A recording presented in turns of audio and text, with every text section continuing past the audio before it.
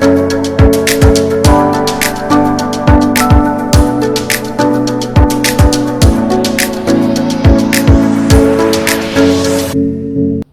वालेकुम नाजरीन, हाजिर हूँ एक बार फिर आपकी खिदमत में प्रोग्राम किताब दोस्त अदबी चैनल नई कदरें के लिए।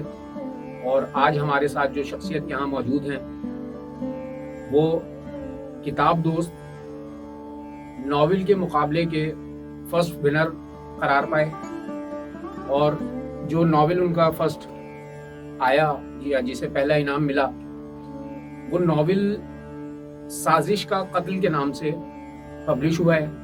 और इस नावल में जिस असलूब के साथ उन्होंने काम किया है और जिस अंदाज से उन सारी चीज़ों को कवर किया है अपनी कहानी को, उसके लिए मैं मुख्तसरन बहुत ज़्यादा वक्त ना लेते हुए ये बताऊंगा कि वो जदीद टेक्नोलॉजी के साथ तारीख का भी एक हिस्सा अपने साथ रखता है। तो आइए बिलाल सादिक साहब को खुशामदीद कहते हैं अपने प्रोग्राम में और उनसे गुफ्तगू का आगाज करते हैं। जी बिलाल भाई,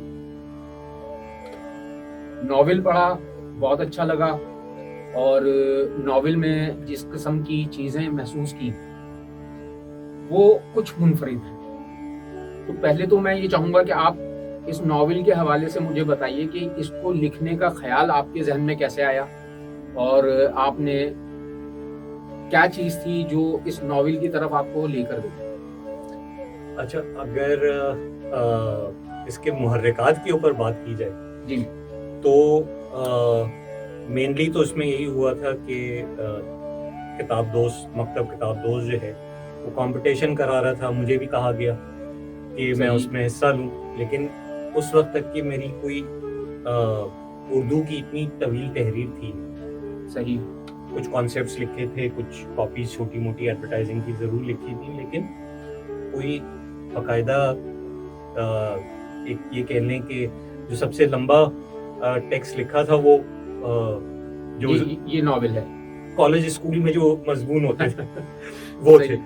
लेकिन बहरहाल मुकाबले में हिस्सा लिया, और क्योंकि मौजू टाइम ट्रैवल था और मेरा बैकग्राउंड एडवर्टाइजिंग का है, तो हम लोग घुसे रहते हैं रीजन टू बिलीव के अंदर। सही, तो उस रीजन टू बिलीव के चक्कर में ये थोड़ा सा तवालत पकड़ गया, और उसमें जो है फिर हुआ ये कि नॉवल थोड़ा सा जब वो कहानी जब थोड़ी तवील होना शुरू हुई तो फिर उसको मैं मज़ीद डिटेल्स उसके अंदर ऐड करता चला गया, और इवेंचुअली ये एक नॉवल की शक्ल में आ गया।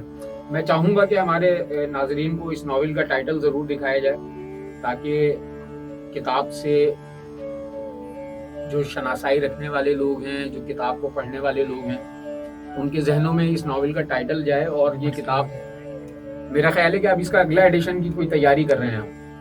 अभी इसके अगले एडिशन पे तो काम नहीं कर रहा, और ये टाइटल भी मुझे पसंद इसलिए बहुत है क्योंकि ये मैंने खुद डिज़ाइन किया था। सही, तो जो एक फील थी वो इसके अंदर मुझे निकल के पूरी तरह से आ रही थी। फिलहाल इसके ऊपर काम मैंने रोक दिया है मजीद, और अभी अपने दूसरे नावल के ऊपर काम कर रहा हूँ। सही, वो भी साइंस फिक्शन है, और उसके ऊपर फिर अच्छा, साइंस फिक्शन का सुनकर मुझे कहीं थोड़ा सा एक एहसास ये हो रहा है, और मैं अपने नाजरीन के साथ भी शेयर करना चाह रहा हूँ कि साइंस फिक्शन की तरफ आपके जाने की वजह कहीं जासूसी अदब और इब्ने सफी तो नहीं है? बिल्कुल है।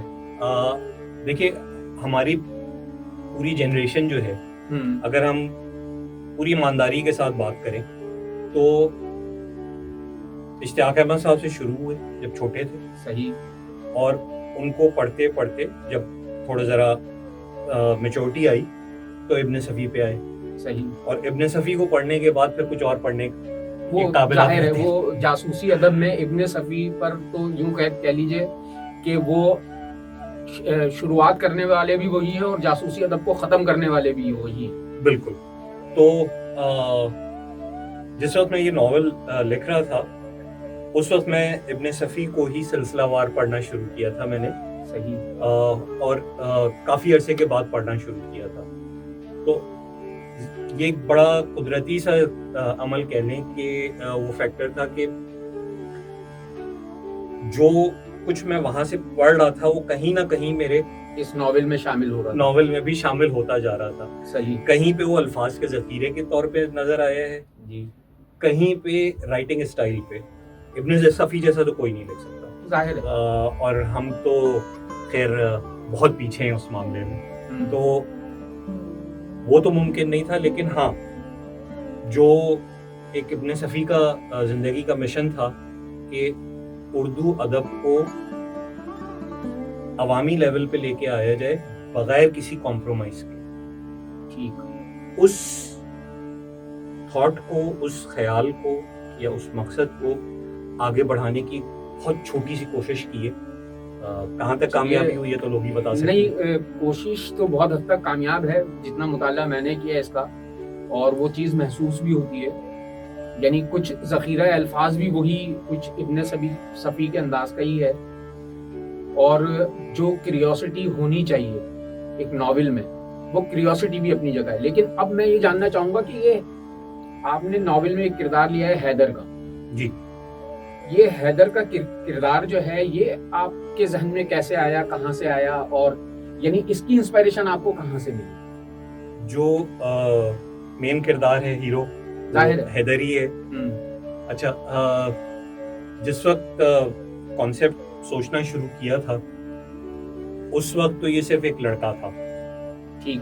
اور میرے نمبر 3 صاحبزادے جو ہیں ان کا نام ہے حیدر. اوکے. اور وہ پورے پروسیس کے اندر جو ایک آپ کا تھاٹ پروسیس ہوتا ہے ان کے ساتھ میری برین اسٹارمنگ چلتی رہی. صحیح. اسی وجہ سے آپ دیکھیں گے کہ کہانی کے فلو میں کہیں پہ بھی جنزی کو میں نے آؤٹ نہیں ہونے دیا. اچھا, یہی وجہ ہے کہ میں یہ سمجھتا ہوں اس کو پڑھنے کے بعد کہ یہ یعنی میچور لوگوں سے زیادہ کہیں یعنی جو نوعمر نوجوان ہیں بالکل ان کے پڑھنے کی چیز ہے. جی, میرے مین ٹارگٹ آڈینس جو ہے وہ 15 سال سے 20 سال والے لوگ. صحیح. اور میری پوری کوشش اس دوران میں یہی رہی تھی کہ میں کسی بھی طریقے سے اس سیگمنٹ کو دوبارہ سے پڑھنے کی طرف لے کے آؤں. ٹھیک. اور الحمدللہ کافی حد تک اس میں کامیابی بھی ملی. ایک تو ان کے انٹرسٹ کی چیز تھی, پھر جو تاریخی واقعات ہیں اس کا وہ والا پرسپیکٹو انہوں نے کبھی سوچا ہی نہیں. سوچا کیا مطلب وہ اس کے کراس آنے میں ان کو کافی ٹائم لگے گا. ظاہر ہے. وہ ایک جب آپ ایک کافی آگے بڑھ جاتے ہیں اور کافی کچھ پڑھ لیتے ہیں تب پھر وہ چیزیں سامنے آنا شروع ہوتی ہیں اور سمجھ میں بھی آنا شروع ہوتی ہیں. ظاہر ہے یہ تو ایک پروسیس ہے پورا جی. کہ وہ جب تک آپ کسی چیز کو پڑھیں گے نہیں, اس کو جانچیں گے نہیں, پرکھیں گے نہیں, تو آپ اس تک پہنچ ہی نہیں سکتے.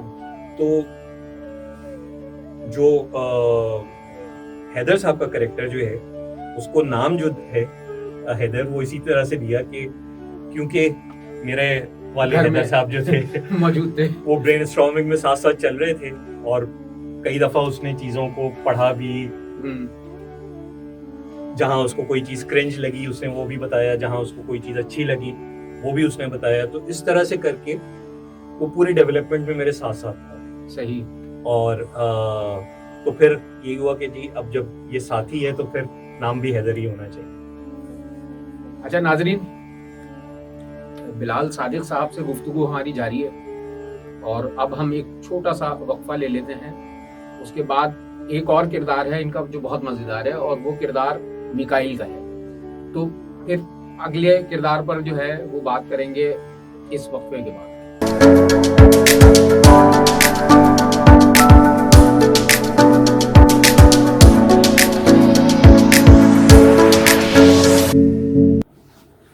ویلکم بیک ناظرین, ہم واپس آ گئے ہیں اور اب جس جگہ پر ہم نے اپنی گفتگو چھوڑی تھی بلال صادق صاحب کے ساتھ وہیں سے گفتگو کا آغاز کرتے ہیں. جی بلال صاحب, میکائیل کا کردار بہت مختصر لیکن بہت جامع.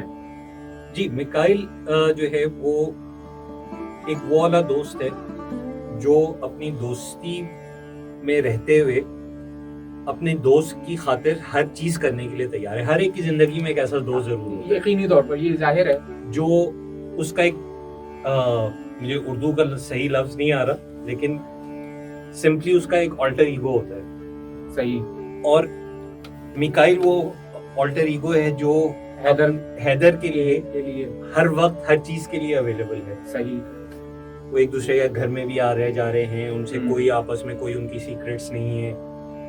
اور جب اس کو پورے پروجیکٹ کا پتہ چلتا ہے تو وہ پہلا آدمی ہوتا ہے جس کو پوری طرح یقین ہوتا ہے کہ حیدر ہی وہ آدمی ہے جو اس کو انجام دے سکتا ہے. صحیح. اور وہ اس کی سپورٹ پہ کھڑا ہوتا ہے. تو اس کو اگر طوالت دی جاتی تو شاید اس کا امپیکٹ ختم ہو جاتا. ہاں ظاہر ہے، یہ میں نے یہی کہا نا کہ وہ بہت مختصر اس کا کردار ہے لیکن بہت جامع ہے. بالکل.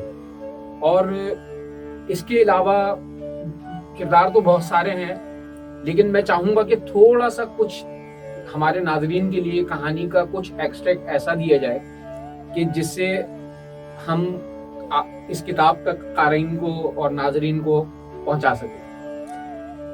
بالکل. دیکھیے، دو ایسپیکٹس ہیں. ٹائم ٹریول تو ہم سب جانتے ہیں بہت پرانی تھیوری ہے اور اس کے اوپر بہت سارے کام ہوئے. اگر میں اس تھیوری کے اوپر یقین کرنے کی بات کروں تو وہ صرف مجھے واقعہ معراج، جس پہ ہم بچپن سے یقین کرتے چلے آ رہے ہیں اور اندھا اعتقاد ہے. صحیح. تو جب میں اس کے پرسپیکٹو میں ٹائم ٹریول کی تھیوری کو دیکھتا ہوں تو وہ مجھے سچ لگنے لگتا ہے. لیکن باقی قاری کو بھی جو ہے وہ سچ بتانے کے لیے اس کے اندر تھوڑا ڈیپتھ میں جانا پڑا. تو جو ماڈرن کوانٹم سائنسز ہیں، کوانٹم میکینکس ہیں، اس سے تھوڑا سا ریفرنس اٹھا کے اور کیا چیز بن سکتی ہے جو اس چیز کو پاسبل بنائے. صحیح. اس کے اوپر تھوڑی ورکنگ کری.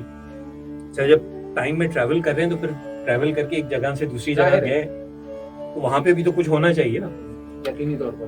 تو انفارچونیٹلی یہ ہماری بڑی بدقسمتی رہی ہے کہ قیام پاکستان سے لے کے آج تک ہم سازشوں کا، کانسپریسی تھیریز کا شکار رہے ہیں. تو جو قیام پاکستان سے لے کے قیام پاکستان کے وقت سے لے کے اور شروع کے سالوں میں جو کانسپریسیز تھیں، جو سازشیں، جو تھیوریز چل رہی تھی اور سازشیں تھیں، وہ میں نے اٹھا کے ان کے سد باب کے اوپر کام کیا ہے. صحیح.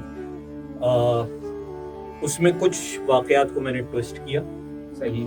اور بجائے مختلف شخصیات کے میں نے ایک شخصیت کے اوپر ان کو بیس کر کے بنایا. ٹھیک. جب وہ آپ ناول پڑھیں گے تفصیل سے تو وہ ظاہر ہے، وہ تو پھر زیادہ تفصیل سے تو ناول پڑھ کر ہی مزہ آئے گا. وہ سب تو یہاں کھولا بھی نہیں جا سکتا.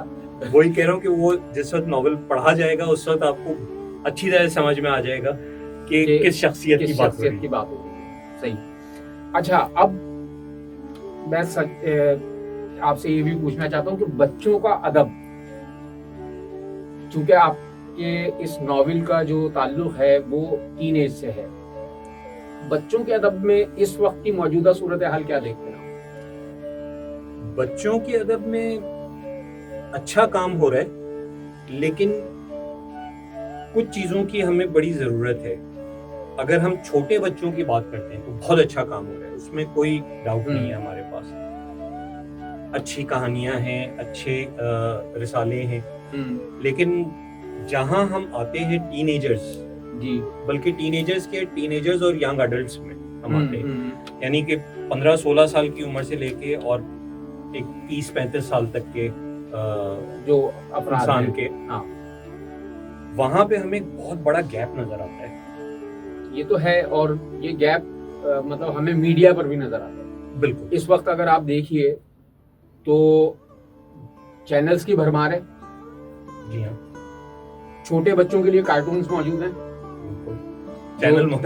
چینلز موجود ہیں، لیکن ٹین ایج سے لے کر اور 25 تک کا جو انسان ہے اس کو بالکل ایسا غیر ضروری سمجھا جاتا ہے کہ وہ ہے ہی نہیں، معاشرے کا کوئی حصہ ہی نہیں ہے اس کا. جبکہ یہ سب سے زیادہ اہم سیگمنٹ ہے. یہ سیگمنٹ اس لیے اہم ہے کیونکہ یہاں پہ ایک انسان چاہے وہ لڑکا ہے چاہے لڑکی ہے ایگزیکٹلی اس کی پوری میچورٹی کا عمل جو ہے وہ شروع ہوتا ہے اور یہاں پہ جو اس کی سوچ بلٹ ہوتی ہے وہی پھر اس کی آگے کے ایکشنز کو بھی سیٹ کرتی ہے. ہمارا اگر ہم پاسٹ میں جا کے دیکھتے ہیں تو چاہے ہم ابن صفی کی بات کریں, چاہے ہم اشتیاق احمد صاحب کی بات کریں, ایون ابن انشا صاحب جی ہنسی مذاق کے اندر انہوں نے وہ باتیں کر دی جو ہر ایج گروپ کو بالکل ایسا ہی نہ صرف اٹریکٹ کرتی ہے ہاں بلکہ اس کے ساتھ ایک لگاؤ پیدا کرتی ہے. ہمیں اس لیول پہ اب جانے کی کوشش کرنا ہے اور مجھے جو گیپ نظر آتا ہے کیونکہ تعلق میرا مارکیٹنگ ایڈورٹائزنگ سے ہے جی اس لیے میں تو کنزیومر انسائٹس کے اوپر بیس کر کے بات کرتا ہوں, تو مجھے وہ گیپ نظر آتا ہے کہ یہ والا جو ایج گروپ ہے اس کو جس دن ہم نے اچھے سے ایڈریس کر لیا تو یہ جو شکایت ہے کہ جی پڑھنے کا رجحان کم ہو گیا ہے, لوگ کتابیں نہیں خریدتے, یہ ساری شکایات ختم ہو جائیں گی. اچھا یہ ایک بڑا مزے کا سوال آپ نے ایک بات کر دی ہے کہ لوگ کتابیں نہیں خریدتے, اور یہ شکوہ تقریباً ہر ادیب کو, ہر شاعر کو, ہر لکھنے والے کو کہیں نہ کہیں ہے. لیکن جب کراچی بک فیئر آتا ہے, یا میرے خیال ہے کہ تھوڑا سا ہم رک کے اس پر ایک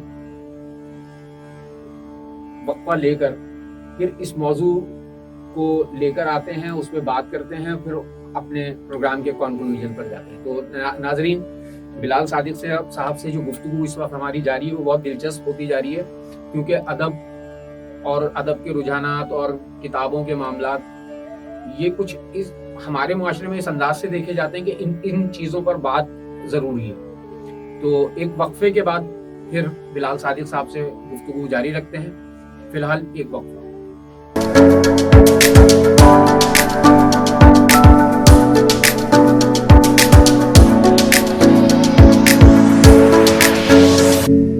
جی ویلکم بیک ناظرین, اور بلال صادق صاحب سے بہت دلچسپ گفتگو جاری ہے. کتابوں کی خرید و فروخت اور کتابیں نہ بکنے کا شکوہ یہ ہمارے اکثر ادیبوں کے زبان پر ہوتا ہے. لیکن یہاں میں بلال صاحب سے یہ پوچھنا چاہوں گا, اگر انہوں نے کبھی بک فیئر میں وزٹ کیا ہے تو وہاں کیا پایا آپ نے؟ کیا کتابیں نہیں بکتی؟ سر کتابیں بکتی ہیں, اور ایک تھوڑا سا اس میں یہ ضرور بات چیت ہو رہی ہوتی ہے کہ جی لاہور میں زیادہ بکتی ہے, کراچی میں زیادہ بکتی ہے, اسلام آباد میں زیادہ بکتی ہے, ہر جگہ بک رہی ہے. ٹھیک. اس کی سب سے زیادہ بڑی دلیل جو ملتی ہے بک فیئر میں تو آپ کو سامنے نظر آ رہا ہے کہ ایک بہت بڑا کراؤڈ آپ کے سامنے موجود ہے جو ایکچولی کتابیں خرید رہے ہیں اور دیکھ کے خرید رہے ہیں اپنے انٹرسٹ کی کتاب. لیکن اگر آپ تھوڑا سا جو ہے وہ سوشل میڈیا کی طرف جائیں اور جو مختلف گروپس نظر آتے ہیں اس کے اندر بے شمار لوگ ہیں اور ینگ لوگ ہیں, مطلب 20 سال 25 سال 30 سال والی ایج گروپ کے لوگ جو جابس بھی کر رہے ہیں اور ایک ان کی سائزبل انکم ہے, وہ بڑے خوشی مہینے میں 3-3 4-4 کتابیں بھی خرید رہے ہوتے ہیں. تو بلکہ میں آپ کی بات میں ایڈیشن کرتے ہوئے یہ بات بتانا چاہوں گا اپنے ناظرین کو اور ان ادیبوں کو بھی جن کا یہ شکوہ ہے کہ اس وقت سوشل میڈیا پر فیس بک کا پلیٹ فارم ہو گیا یا یوٹیوب کا پلیٹ فارم ہو گیا, انسٹاگرام ہے, بہت سارے پلیٹ فارم پر باقاعدہ کتب میلے 3-3 دن 4-4 دن کے کتب میلے بہت سے پبلشرز جو ہے وہ اناؤنس کر رہے ہیں اور اس میں ہزاروں کی تعداد میں لوگ کتابیں خرید رہے ہیں. اور کتابیں خریدنے کی تعداد میں شاید یہاں نہیں بتا سکتا, وہ ڈیٹا اویلیبل نہیں ہے, لیکن آپ کو ایک اندازہ ہو جاتا ہے. ہاں, اس کا اندازہ ایسے بھی ہو جاتا ہے کہ اگر مجھے کہیں کوئی اپنی انٹرسٹ کی چیز نظر آتی ہے تو میں آرڈر کرتا ہوں, منگا لیتا ہوں. بالکل ایسے ہی ای کامرس سے میرے خیال میں کافی فرق پڑا ہے. جو ایک گیپ آیا تھا بیچ میں کہ دکانوں پہ کتابیں کم اویلیبل ہوتی تھیں یا بک سٹالز ختم ہونے کی وجہ سے ایک گیپ آیا تھا, اس کو ای کامرس نے بڑے اچھے طریقے سے کور کیا ہے. صحیح. تھوڑے سے پائریسی کے مسئلے ہیں اور وہ ہمیشہ رہیں گے, دنیا بھر میں ہیں, وہ دنیا بھر میں ہے. لیکن میرا نہیں خیال کہ किताबों की सेल्स में सच फर्क है, नहीं अच्छा कोई मसला है? एक चीज और भी है कि भाई आपका अगर शिकवा ये है तो फिर आपके कंटेंट में कोई ऐसी चीज है कि वो आपकी किताब नहीं होती। देखिए आजकल के दौर में जो मीडिया वाला दौर है सही है, उसके अंदर कहा जाता है content is the king. Exactly. अच्छा, अब कंटेंट इज द किंग जो है वो सिर्फ यूट्यूब या टीवी या रेडियो या जो है आपके फिल्म। सिनेमा के लिए की हद तक के नहीं है, जी जी वो हर किस्म का कंटेंट है। ठीक। अगर मैं कहानी लिख रहा हूँ अपनी जो कि 1940 में सेट हुई हुई है या 1840 में सेट हुई हुई है और मैं उसके अंदर कोई ऐसी बात नहीं कर रहा जिससे मैं उस इरा को एस्टेब्लिश कर सकता हूँ, सही। तो आजकल के दौर में लोगों के पास इतनी इंफॉर्मेशन का एक्सेस है कि वो एक सेकंड में पकड़ते हैं कि जी ये कहाँ से content जबरदस्ती और चीज़। की चीज है। दूसरा एक एलिमेंट जो आया है वो ये कि लोगों ने एक शॉर्टकट निकाला है कि एआई पे 4 लाइनें लिखी और वहां से पूरा और वहां से उन्होंने जो कुछ आया उसको उठा के एज एस चिपका दिया। एग्जैक्टली। अच्छा, ये बहुत ज्यादा हो रहा है। ये इससे आप हो सकता है आप पूरा नॉवल इस तरह से हाँ। तरतीब दे लें, हाँ लेकिन ऐसे। उसके अंदर कोई रब्त नहीं होता, उसके अंदर कोई सेंस नहीं होता। उसमें इमला की इतनी अगलात होती हैं कि अगर आप उसको पढ़ने बैठ जाएं तो मेरा ख्याल है कि आपकी उर्दू बर्बाद करने के लिए वो काफी। बिल्कुल, ये मसले भी हैं। तो इन सारी चीज़ों को अभी एक मुकाबले में मैंने हिस्सा लिया था, दोस्त थे, नाम नहीं लूँगा, तो उस मुकाबले में मेरे अलावा 2 या 3 लोग और थे जिनके 100% ओरिजिनल आइडियाज थे। सही। देखिए, जब आप पढ़ना शुरू करते हैं ना तो आपको पता चल जाता है कि अच्छा यार, ये एक आइडिया एक वक्त में 2 लोगों के जहन में आ सकता है, 3 लोगों के जहन में आ सकता है, सही। 20 लोगों के जहन में नहीं आ सकता। एग्जैक्टली। अच्छा, जो 2-3 लोगों के जहन में एक साथ आएगा भी, उसमें भी फर्क होता है। उसके अंदर भी उनकी अपने जज्बात, उनके अपने महसूसात जो हैं वो उसको बदल देते हैं। जाहिर है। यहाँ पे नजर आ रहा है कि हाँ जी, किसी ने ये वाला पैराग्राफ पहले लिख दिया, वो वाला पैराग्राफ बाद में कर दिया, लेकिन उसके अंदर सेंस कोई नहीं था।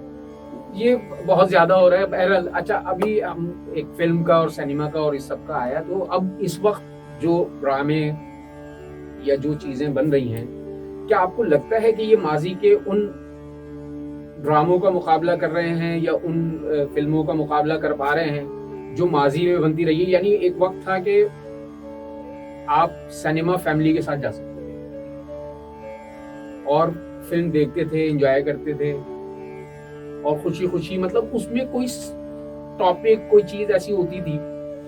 अच्छा, वो फिल्में क्लासिक अदब से जुड़े बहुत बड़े नामों ने लिखी, बिल्कुल ऐसे ही। लेकिन अब जो फिल्म पे, मीडिया पे, टीवी पे जो काम हो रहा है, उसको कैसे देखते हैं? देखिए, इसको मैं 2 हिस्सों में डिवाइड करूंगा। पहले हम बात करते हैं टीवी की। ठीक। टीवी जो है उसके ऊपर हमेशा जो भी चीज होती है वो क्लोजर टू रियलिटी बनाई जाती है, क्योंकि मेरी फील्ड यही है, जाहिर है, इसलिए ज्यादा कॉन्फिडेंस से बात कर सकता हूँ। वो क्लोजर टू रियलिटी बनाई जाती है। जो हम माजी के ड्रामों की तारीफें करते हैं या इवन हाल में भी कुछ अच्छे आए हैं, ऐसा नहीं है कि सभी के सब खराब है, जाहिर है, उसके अंदर वो रियलिटी वाला एलिमेंट जो था वो मौजूद था। हर कोई उन स्टोरीज के साथ कनेक्ट कर रहा था कि हाँ, ये मेरी कहानी है। एग्जैक्टली। तो इस वजह से वो अच्छे होते थे। अच्छा, फिर उसके ऊपर सोने पे सुहागा ये था कि अमजद इस्लाम अमजद हो गए, अहमद नजीम कासमी साहब हो गए, इस तरह के बेशुमार और बड़े बड़े लोग थे। जाहिर है, ये अपने वक्त के बहुत बड़े अदीब रहे हैं। ये अदीब जब स्क्रिप्ट लिखते थे तो उसकी फिर एक जान ही अलग होती थी। जाहिर है। अच्छा, फिर हम आते हैं फिल्म की तरफ। ठीक। फिल्म में भी हमें यही नजर आता है कि अच्छा, फिल्म हमेशा होती है लार्जर देन लाइफ। जाहिर है।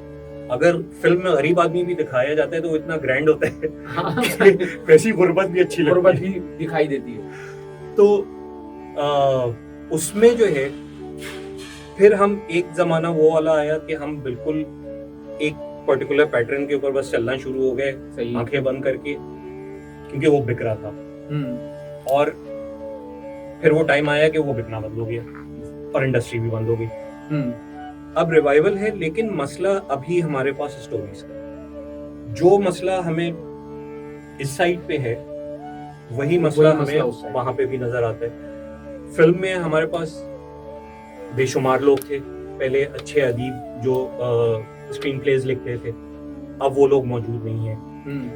तो इस गैप को अगर फिल किया जाए तो हमारी जो कहानी है और हमारा जो स्क्रीन प्ले है वो बेहतर हो जाएगा। यानी उससे सिनेमा का एक रिवाइवल, सिनेमा के रिवाइवल में besides production techniques and production quality, ये बहुत जरूरी एलिमेंट है। क्योंकि देखिए ये तमाम चीजें जो हैं, स्टोरी टेलिंग किसी भी तरीके से की जाए, वो चाहे किताब लिख के की जाए ठीक, या वो एवी फॉर्म में की जाए, अगर वो कहानी कमजोर है तो फिर सब कुछ कमजोर, वो जाहिर है। तो नाजरीन, अब रिवायत के मुताबिक प्रोग्राम अपने अख्ताम के करीब है, तो मैं चाहूँगा कि बिलाल सादिक साहब से एक तो नाजरीन के लिए पैगाम लिया जाए कि क्या करना चाहिए नाजरीन को, कैसे, और बहुत सारे और दोस्तों को जो लिखने लिखाने से मुंसलिक हैं, किताब से मुंसलिक हैं, उनके लिए क्या आपका पैगाम है कि वो कैसे इन सारी चीज़ों को जो हमने अभी डिस्कस की हैं, इन सारी चीज़ों की बहाली में या इनके रिवाइवल में वो अपना क्या कंट्रीब्यूशन दे सकते हैं? जब मैं छोटा था तो वालिद साहब ने एक नसीहत की थी, और वो आज तक की ज़िंदगी में काम कर रहे आती है। वो बात उन्होंने ये करी थी कि ज़िंदगी में जो काम भी करो, चाहे हॉबी क्यों ना हो, उसको बड़े प्रोफेशनल एटीट्यूड के साथ करो। सही। जब आप उसको इस लेवल पे जाके करो कि तुमसे अच्छा कोई ना कर सकता। सही। ऐसा नहीं होगा कि तुम ओवरनाइट सबसे अच्छे बन जाओ, या हो सकता है तुम कभी भी सबसे अच्छे ना बनो, लेकिन उसकी कोशिश जरूर करो। यही प्रोफेशनलिज्म है। एक ऐसा मुकाम तो आपका बन ही जाएगा उस कोशिश में कि जहां आप इग्नोरेबल नहीं रहेंगे। एग्जैक्टली। तो ये एक जो सलाह मेरे वाले साहब ने मुझे दी थी, वो मेरे ज़िंदगी में बहुत काम आई है। यही मैं अपने तमाम साथियों को भी कहूँगा कि अपने काम के अंदर डेप्थ लेके आएँ, अपने काम को प्रोफेशनली देखें। हो सकता है कि आपका जो मनी मेकिंग प्रोफेशन है वो कुछ और हो सकता है आप जो है वो अकाउंटिंग की फील्ड से हो सकता है आप डॉक्टर हो सकता है आप इंजीनियर हो जी। लेकिन अगर आप इस तरफ आ रहे हैं तो इसके ऊपर ध्यान दें। दूसरा, हमारे यहाँ बहुत अच्छा काम भी हो रहा है फिक्शन पे, लेकिन हमारे यहाँ काम बहुत कम है। और फिक्शन वो एरिया है जहाँ से इंसान की सोच खुलना शुरू होती है। एग्जैक्टली। फिक्शन पे काम करना जरूरी है। कुछ लोग हैं अच्छे, अहमद नुमान शेख हैं, बहुत अच्छा लिख रहे हैं, अमाद हसन हैं, बहुत अच्छा लिख रहे हैं, और बहुत सारे लोग हैं, अभी नाम याद आना है, माजरत चाहूँगा उसके लिए। लेकिन ये तमाम लोग जो हैं जो भी अपनी कोशिशें कर रहे हैं, इनके साथ साथ नए लिखने वालों को भी चाहिए कि वो इस तरफ आए, क्योंकि फिक्शन वो एरिया है जहाँ से फिर आपके पास रास्ते निकलना शुरू होते हैं, चाहे वो किताब की फॉर्म में आए, चाहे वो फिल्म की फॉर्म में आए या ड्रामा। बहुत शुक्रिया बिलाल सादिक साहब, और बहुत अच्छी जामे गुफ्तगू हुई, बहुत सारे पर्सपेक्टिव्स के साथ गुफ्तगू हुई, और मेरा ख्याल है कि ये प्रोग्राम नाजरीन को भी बहुत पसंद आएगा, क्योंकि ज़्यादातर बातों का जो महवर है वो नाजरीन ही रहे। बहुत शुक्रिया बिलाल भाई, बिलाल सादिक साहब, बहुत अच्छी गुफ्तगू रही, और उम्मीद है कि नाजरीन को आज के जो लिखने वाले हैं उनकी नुमाइंदगी आपने की है, तो नाजरीन को भी ये अंदाज़ा हुआ होगा कि आज के लिखने वाला कैसे सोचता है, क्या लिखना चाहता है, कैसे काम करना चाहता है और कैसे आवाम को, आम आदमी को, नाजरीन को किताब से जोड़ सकता है। बिल्कुल। तो इसके साथ ही नाजरीन, अब मैं आपसे चाहूँगा इजाज़त, और इजाज़त से पहले ये चाहूँगा कि होम टीवी न्यूज़ और नई कदरों को लाइक, सब्सक्राइब और शेयर करना ना भूलिएगा, और इस हमारे प्रोग्राम और तकरीबन हर चीज़ पर ही जो आपकी पसंदीदगी की हो उस पर अपनी राय का इजहार ज़रूर दीजिएगा, क्योंकि आपकी राय से हमें अपनी बहुत सारी चीज़ें अच्छी करने का मौका मिलेगा। तो इसके साथ ही इजाज़त दीजिए, अगले प्रोग्राम में फिर मुलाकात होगी किसी नए मेहमान के साथ या किसी नई किताब पर या पुरानी किताब पर डिस्कशन करते हुए। खुदा हाफिज़।